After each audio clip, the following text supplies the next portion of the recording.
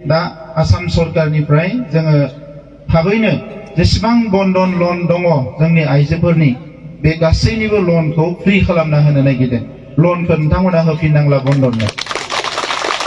बेनिफ्राय अरुणोदय, जोंहा आइजोफ्रा गोबां अरुणोदय आसनि मोनदों, नाथाय माखासेया मोनाखै। दा जायफोर अरुणोदय मोनाखै, मास मोनसेयाव 830 निफ्राय थाङै थाङै बियो 5000 जाहैगोन। जायफ्रा मोनाखै बिथांमोननि थाखाय आरोबाव 15000 अरुणोदय जोङो होबावगोन। आरो जायफोरा न' मोनाखै, देग्लाय बोसोराव 1,05,000 न' गोदान जोङो मोननो हादों। दा बे 1,05,000 न'खौ जोङो नभेम्बरनि उनाव रानगोन आरो अब्ला बे ओनसोलाव स्पेसियेलि माखासे न' होनो थाखाय जोङो सानदों। आरो हा हुनि जेंनाया जोबाखै। डिसेम्बरनि गेजेराव जेसेबां हानि जेंना दङ जोंनि मानसिफोरनि, बे हानि जेंनाखौ नैबे बोसोरनि डिसेम्बरनि गेजेरावनो जों फोजोबनो नागिरदों।